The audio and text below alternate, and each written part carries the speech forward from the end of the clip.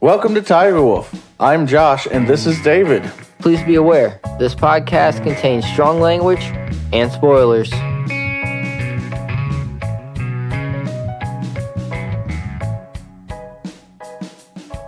To shreds, you say?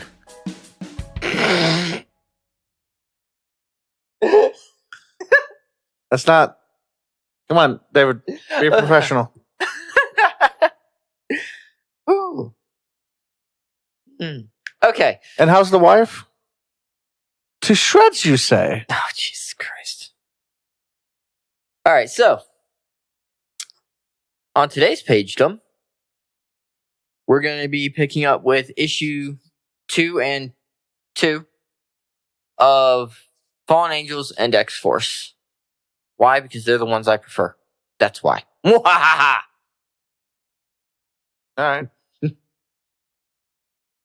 All right, so let's start off with X-Force. It picks up in the immediate aftermath of Charles Xavier being shot in the face. Don't yell at me about spoilers. There's a spoiler warning a couple of seconds ago. Deal with it. So We're going on like basically a full minute ago. Whatever. Details. And Magneto's doing his somber, if I had been here, I could have stopped the bullet, which is not a guarantee because his magnetism doesn't affect all types of bullets that are made, only very specific ones that are affected by ferromagnetism. But he's being all somber and yada, yada, yada.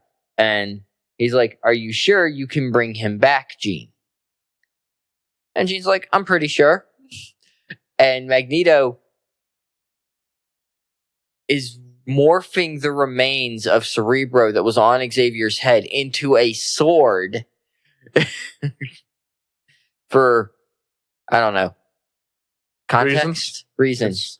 That's not context. There's no context there. It's Magneto. He's trying to, I think he's trying to emphasize to Jean that if she fails to bring Xavier back, war will be their only option.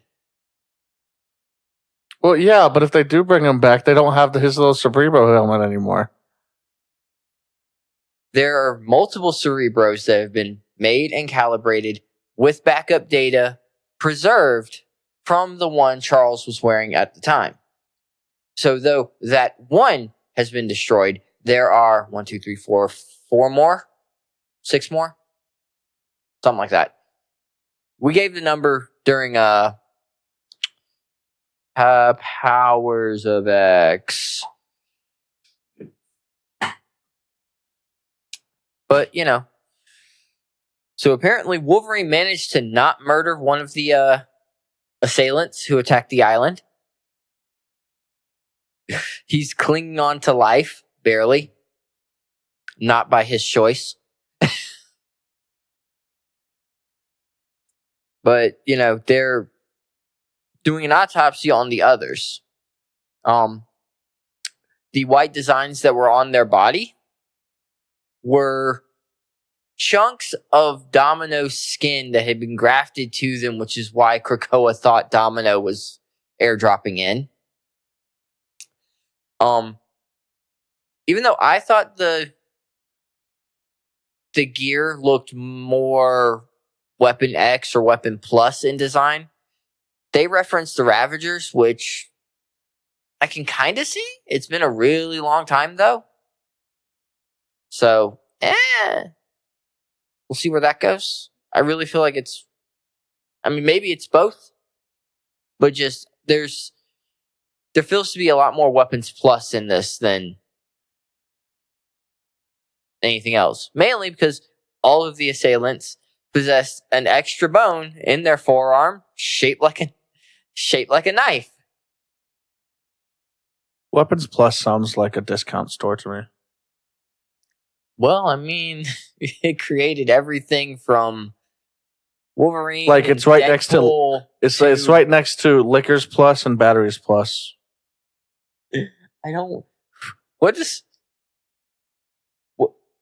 What would Liquors Plus sell? Liquors.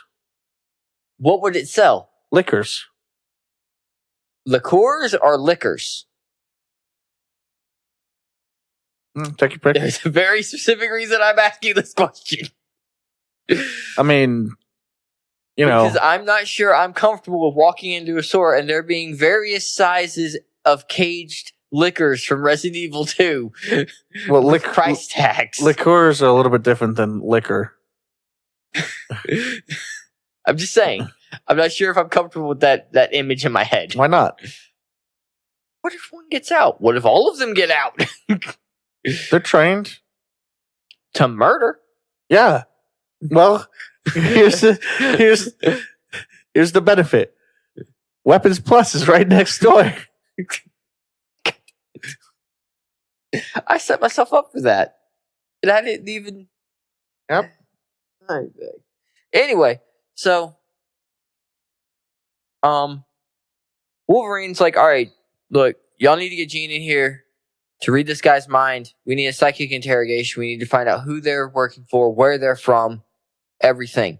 And the doctor's like, why can't you tell her? And Wolverine's like, because I'm going hunting. Because, it's Wolverine. What's he going to go do? Because somebody close to him got killed? He's going to go find someone and beat the hell out of them. Go find something to kill. And so he leaves and he, tracks them, at least initially, back to South Korea. It's where they left off from.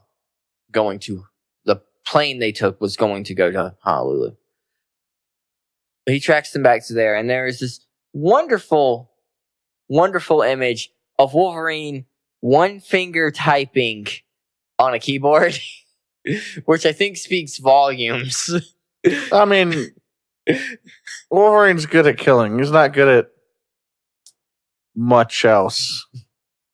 He's good especially I can't even imagine him using a cell phone. I can. I also can imagine him sitting there holding it and sneezing a little too hard and I'm just staring at it broken in his hand. But then Quentin Quire, whose alternate name is Kid Omega, shows up and it's and Wolverine's like, did you follow me? Look, I don't care why you're here. You need to go back to whatever Krakoan preschool you escaped from and let me do my job. And Quentin's like, actually, I was just leaving. I already figured out everything that we need. What were you going to do? Sit at the computer and type in and try 1, 2, 3 cigar or bourbon as the password? How do you know my passwords? I can read your mind.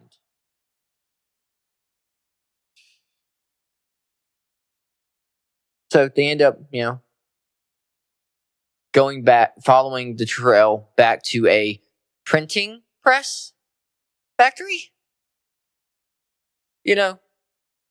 I'll admit, I was kind of I kind of agree with Kid Omega. I expected a strip club or some seedy bar, something like that. Not a printing press place. But they go in and they're not printing paper, they're printing body parts to make these assassins. Where does the press come from, then? I'm not sure I really want to know. And over the course of the conversation him and Wolverine are having while they're exploring this place, Quentin is... He's irritating Logan in the book, and me reading his lines were irritating. He was written really well, because he is an irritating... I mean, he annoys me just by me looking at him. He is an irritating kid. You know those millennials everyone complains about? David, you're a millennial. I'm saying, the millennials everyone complains about? Who's everyone? That's Quentin Quire. The I'm better than you because I grew up in this technological age. You don't understand how to do this. I do. But tack on the Magneto supremacy thing mutants have for mutants, and you get Quentin. So he's like a millennial eating avocado spread on a piece of toast. You have so many people that are going to cut you for making fun of avocado toast right now. Shitting on like a pile of religious text. Is the best way I can describe this little fucker.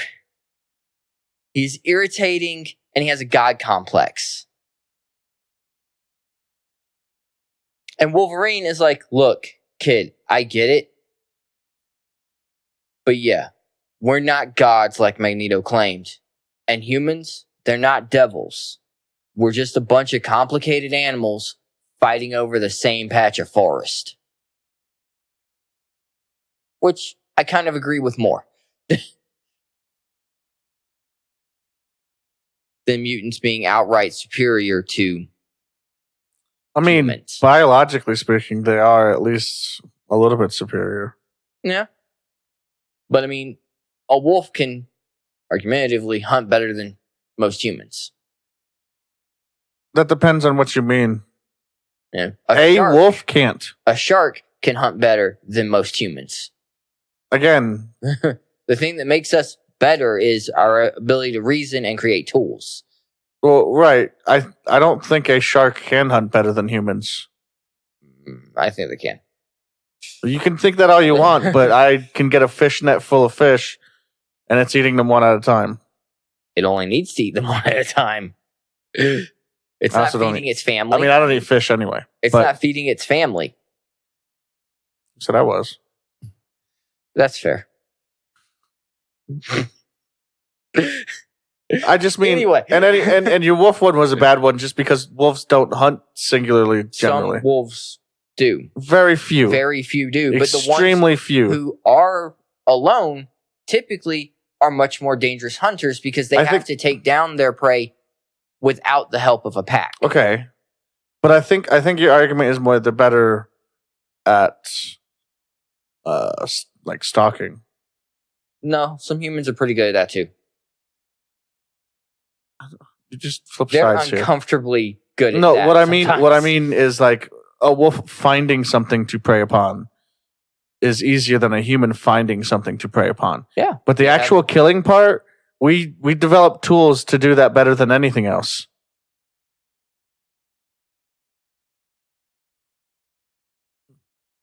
The only thing that's probably got us beat is a crocodile, and that's because it's got a death roll.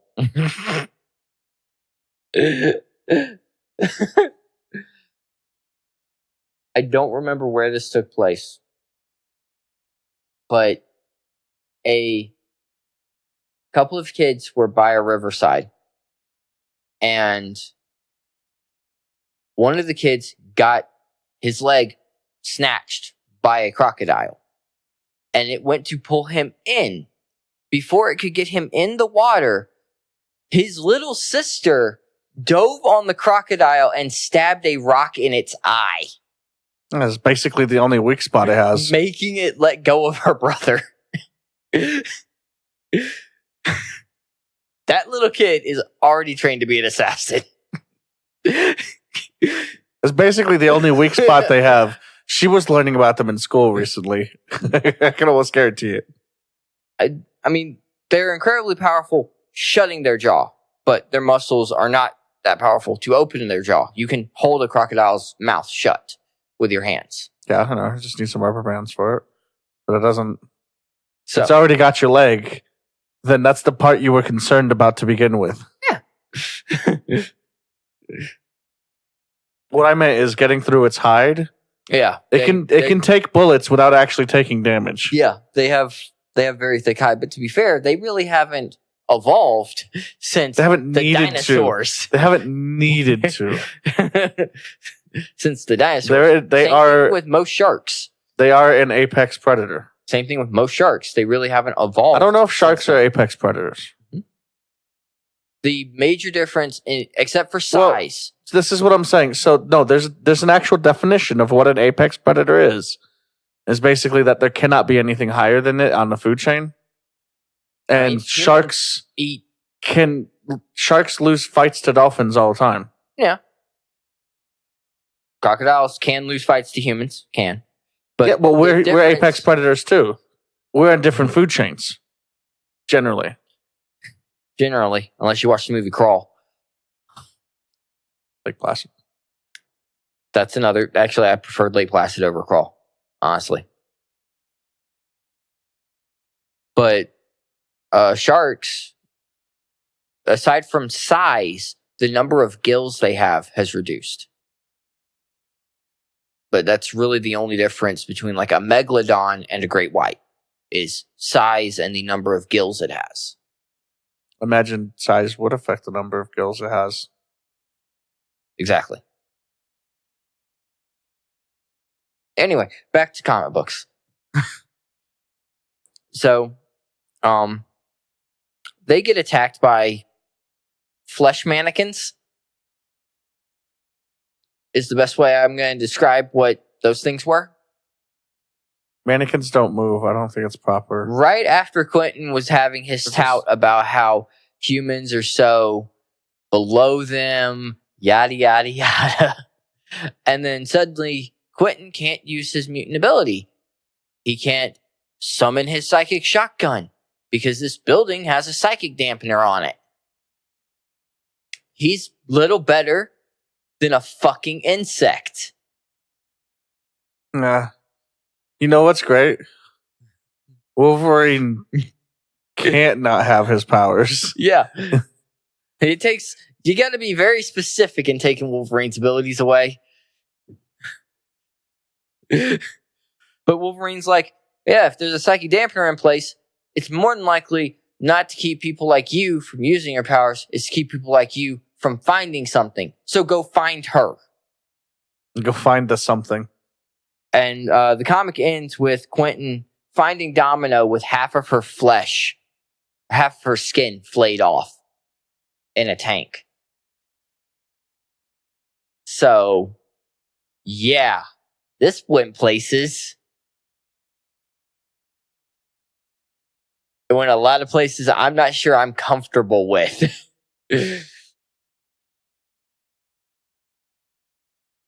But it's a decent read. I want to know what group is actually behind them, the assassins.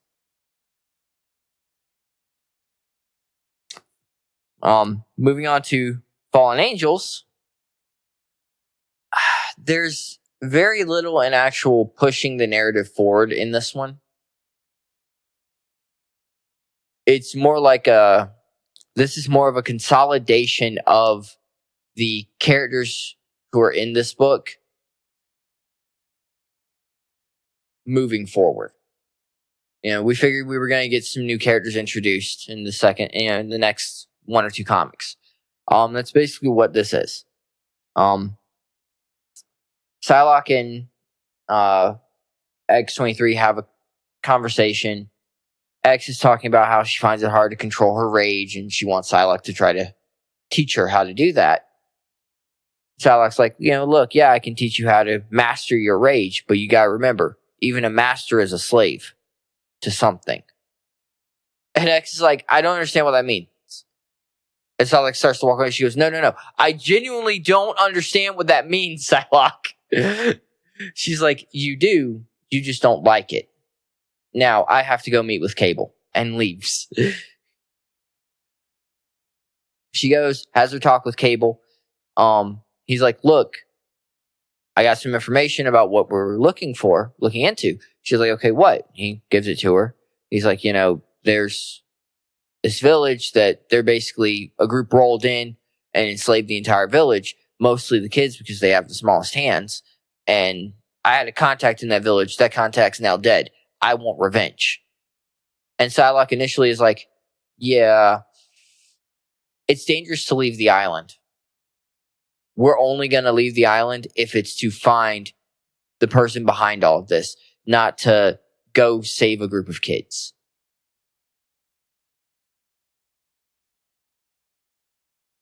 And Cable's like, well, fuck you. I'm doing it anyway. Psylocke goes, she talks to Sinister. They have an exchange about the butterflies that produce whenever she uses some of her psychic abilities. The butterfly for her is a reminder of her growing up, what was taken from her, and all of that. Whereas to Braddock, the person who was in control of Thylax's body for a while, the butterflies were just pretty.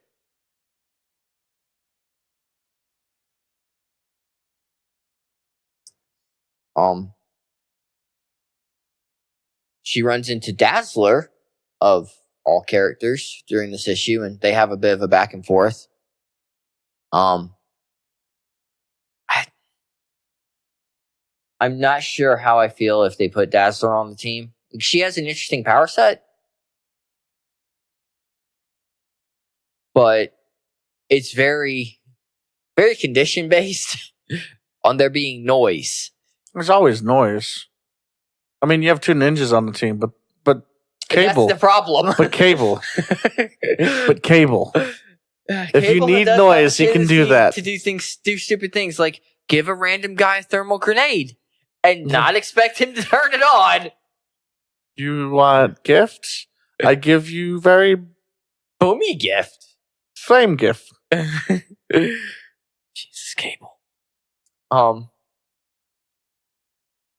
And after talking to Dazzler and to Sinister, Psylocke comes around on the idea of going and helping Cable because her reasoning that she gives to X-23 and Cable is, I am not a hero. I am not Betsy Braddock, who was in control of her body. It got really complicated there for a while. I can teach you, Laura, about rage. I can teach you, Cable, about war. Okay. But I will need to learn how to be good from you both.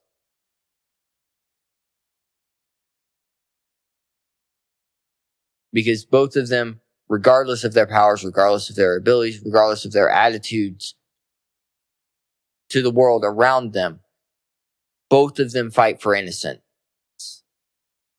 They're both willing to go out and do stupid things because it's just not right to enslave kids.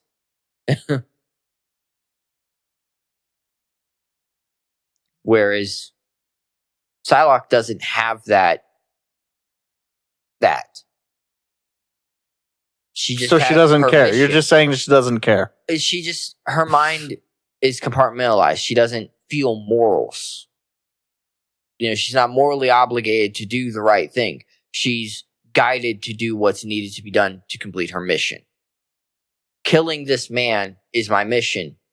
I'm going to kill him regardless of whether or not he has a wife and an unborn child.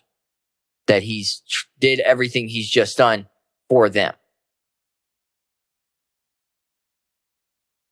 Sounds like she just doesn't care. I don't mean that isn't like she actively cares.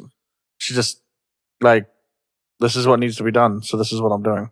Yeah, she doesn't have that. A lot of people would say that that's someone without a moral compass. No, not so much. Usually people without a moral compass aren't doing any kind of missions. Oh, they're doing missions to themselves. In that same sense. But that's what I mean. It's usually it's selfishness is their actual quote unquote moral compass. Yeah. When people say someone doesn't have a moral compass. Hers isn't selfishness. But people would say she has no moral compass because she can turn a blind eye to suffering children. That's fair. So her view is, I will help you with the things you have. And while doing so, I will try to learn to be a better person. I'm not sure if Cable and Laura are the two you should try to get that from, especially Laura and this Cable. Cable's got a moral compass. He has a moral compass, yes. It's just usually set on kill. Yeah. Older Cable had a much more... Kill? No, much more leaning a different way. Moral compass. I'm sorry. Have you met Cable? Yes. Well, let me rephrase that question before people raise questions. Old Cable was more often to not willing to do whatever's necessary for the greater good, be it sacrifice himself or be it sacrifice someone else, with the exclusion of Deadpool, of Hope and Deadpool. Yeah, and Deadpool. He tries to get rid of Deadpool. He went back in time to make sure Wade survived. Yeah, and they did a really good job with Cable in that movie. Yes, they did. They did. I thought he hit the nail on the head. Yeah, when they announced him, Josh Brolin. Yep, Thanos. Really good. Really good. Thanos. He did a good job as Thanos too. Yeah, I know. They're very different, but very similar characters. They both traveled time and didn't care anything about what you had going on. They did their things. Usually their thing involved murder. But Old Cable was much more less, all right, I'm not really willing to sacrifice this person to right the timeline. I'm going to let this ride out its course. Whereas young Cable was perfectly fine killing old Cable and anyone that got in the way to fix the timeline, to preserve his existence. So you're saying he's selfish? Yeah, young Cable is selfish, and he knows little of actual combat and war. Compared to whatever brick Captain that America. hit older Cable in the head hasn't hit him yet. Exactly. I believe that brick was a little girl named Hope Summers. And Laura, this version of Laura is Laura from fucking 10 years ago. So, same argument I have. She's dealt with the rage already. She's dealt with all of that bullshit. Again, we discussed this previously. This is a new timeline. Moya reset. And I should not be so hung up on it. 7 times. At the same time. Because it's the same thing comic books always do, where they have to reset the characters so that we can go through the same character growth again, because they don't know where else to take them or what else to do with them. And because they do things like this, where they keep resetting the timeline or whatever, and the only thing they can do is make the characters like they were before because they've reset the timeline. Yeah. Yeah. Tom King's run on Batman. Oh, yeah. I'm going to get Batman married to Catwoman. It's going to happen. Sure. I promise. Yeah. Not if the Joker's going to say something about it. We all know Jokers. The Jokers who Batman should be marrying. His entire run. And, I didn't mind the first few issues of Heroes in Crisis. I didn't. I just knew where the story was going to go. But his entire run of Batman was... I didn't like it. He took every opportunity to make Batman appear stupid, selfish, and suicidal. Those were the 3 things that he displayed. Yes, Batman is selfish. I can see that completely. I can even see him being somewhat suicidal. To some extent. You've got to be slightly suicidal to put on a fucking costume and go fight criminals. Especially criminals like Bane. Yeah, like Bane or fucking... Bane. Just Bane. He's a highly intelligent monster. Yeah. In the comic books, he's a giant. He is. He is. And also very smart. Yeah. People think he's fucking stupid. He's not. No. That's because the first concepts of Bane introduced to the general populace was Batman Forever? Batman and Robin. Mm. Which is he's just Ivy's grunt. Yeah. Basically. But Bane is genuinely very, very intelligent. Like the Bane that was in Dark Knight Rises. No. That one. The third Dark Knight movie with Christian Bale. And the problem there is they scrapped the whole giant uses this juice stuff to be a monster, basically, as well as intelligent. Yeah. I mean, they made him impressive. Like, he took Batman down in a fight. Yeah. I mean, Venom did a really good job there. Tom Hardy. They're the same actor. Oh. Yeah. Acting is what he did in Venom. Sure. You may hate Venom all you want. I don't hate it. I don't hate Venom. I hate Sony's storytelling. Because they didn't. But like I said, Fallen Angels, back on tangent. Fallen Angels is Off tangent. fair enough. Back off tangent. Fallen Angels is, I'm going to keep reading it because I want to know where it goes. And irregardless of my issues with Laura's regression in character development, maybe this writer will change the way that progression happens, and it will be interesting in a new way. At least I hope. And the next episode of Pagedom, maybe some other crap, but probably more of this crap. Well, I suppose that's the end of the episode. Please like, comment, follow, and share. And also, more importantly, thank you for listening. Take care. Bye.